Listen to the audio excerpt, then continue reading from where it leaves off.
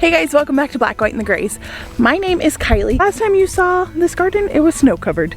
It is no longer snow covered. The garlic is popping. And we have some sprouts. So I'm about to go turn on some water for these guys. But we have some radish sprouts. So here's some radish sprouts. You can see them going all the way down. We also have some spinach sprouts. Spinach will look like a few blades of grass, but it's popping up. The lettuce is going.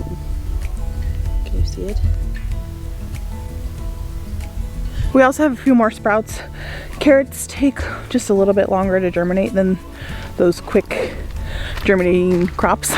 So, but I am presently pleased with this crop. I thought this was going to take, I had a bunch of beets sprouting in here and they were doing really good yesterday. We got down to it. We had a cold night last night, which makes me nervous about my greenhouse, but these were like bright, they looked bright pink, and now they're like black. That's like dark red or dark black. Like they look like not good. And I can see a ton of my beet sprouts. They all look the same. So here are, they look like they, I don't know, are they gonna be okay? Beets are quite hardy, but I don't know what that little, I've never had any issues with that before. I don't know. I'm gonna get some water going on them. I have some tomatoes. Okay, here, we gotta get my irrigation going 1 second. These sprinklers are by far my favorite. We're getting wet. They are pretty efficient with getting the water around, but then they're also extremely easy to build and use and pretty price effective. Cost effective. And the best part about them is this runs off our second well, our irrigation well, and we have a lot of sediment. So our soil is pretty, this is pumice, 0 nutrients. The second well, our first well is fine. Our house well doesn't have any, but like this is what's in the well, which causes a lot of clogged sprinklers, and I have an issue with timers and all the things. So this year last year we discovered the wobblers, we built them, and they have different size little inserts for the amount of water they let out, and they do get clogged still here and there, but all in all they work pretty good. So the greenhouse is a bit crazy. Like, oops. It's a bit wild. Now this isn't abnormal, obviously, for this time of year. I purchased a ton of tomatoes and a ton of peppers because we had such I did not do good with my seedlings. All the ones I started inside, well, not all of them, but most of them, kicked the bucket, and so I have a new cropping of them out in the house right now, and they're doing really good. I'm being very diligent to keep those ones alive.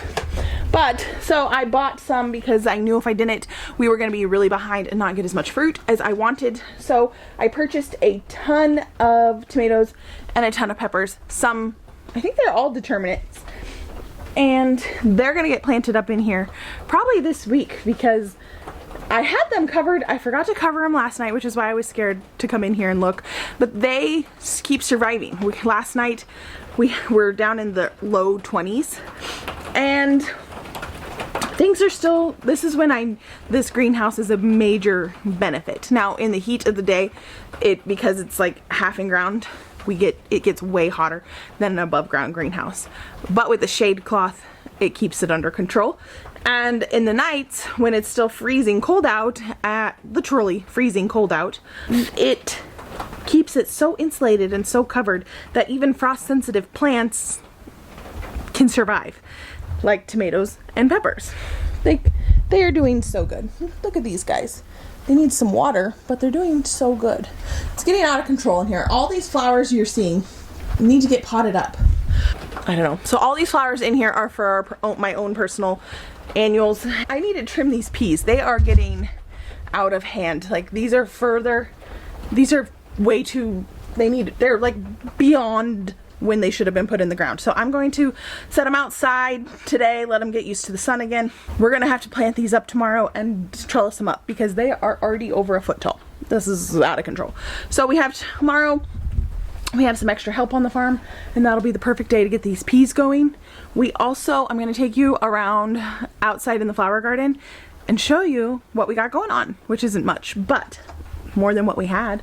This is an exciting time, people. It's an exciting time. We have new things are going in the ground all the time. So far out planted in the market garden, we have beets, Parisian market carrots, some lettuce, green onions, spinach, radishes.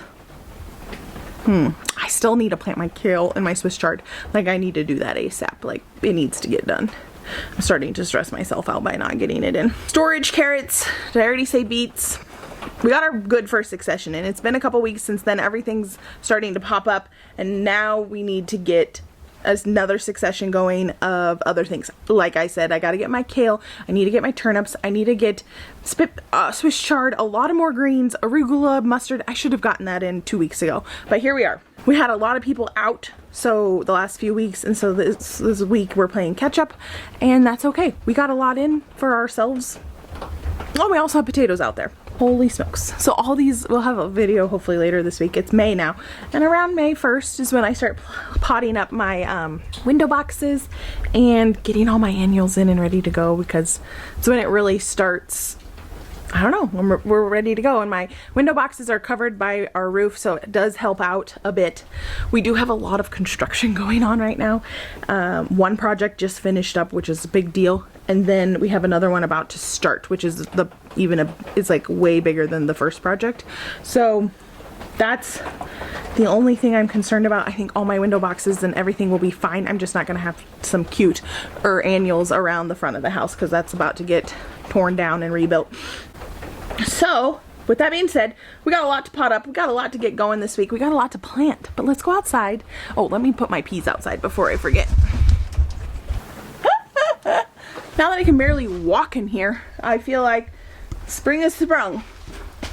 Still no leaves on the trees yet or anything yet. Okay, we gotta run. Don't get the camera. This area is still a major work in progress. But in these two beds, we have wildflowers planted. I don't see any sprouts yet.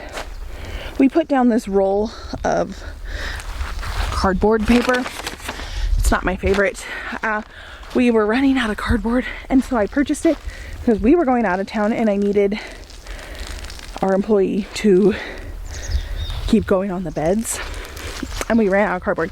So I got this out of a necessity, but it's not my favorite at all. Once the wood chips are down, it'll hold down a lot better. So here we have, this is planted out with, this whole row is planted out with Pro Cut flowers. A lot of them. I put this cover on, one, basically to help with moisture, and two, to help with, mainly because of pests. I didn't want birds coming in and digging up all our hard planted sunflowers.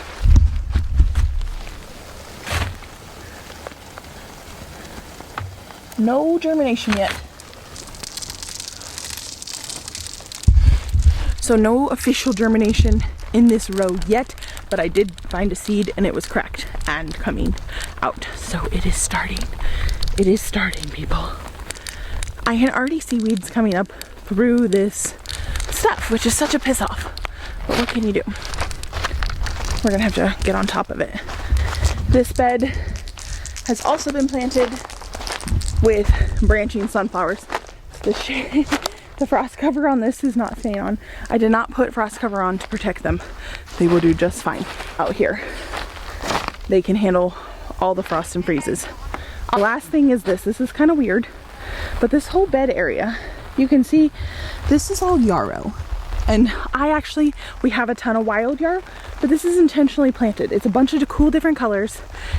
And I was like, I could dig it up, but as I got into it, it's all over. So what I actually ended up doing was I just seeded a bunch more yarrow, and hopefully the yarrow is going to choke out the grasses and any weeds that are in this area.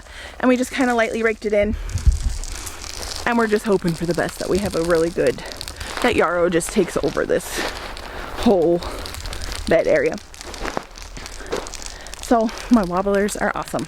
We got all the irrigation up and going for this garden, except for what we haven't planted over there by the dirt pile. Yeah, like, look at this weed. No! Oh man, and you can just see it's not doing good.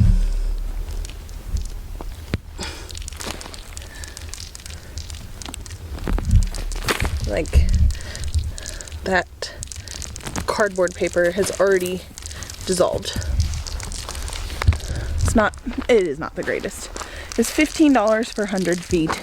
That's about all it was. I don't even think it was worth that much. So there you have it. There's a little update about the farm. We also planted the little garden. I did a bunch of sunflowers and poppies and got all that done. That'll be a completely another update for you. But spring has sprung. It feels so good to have sprouts coming up. The market season has officially started, booming, sort of. But it's all coming together, guys. I can't believe it. So thank you for following along with us today, and be sure to subscribe if you haven't already, and give this video a thumbs up, and I'll see you on my next video. Bye, guys.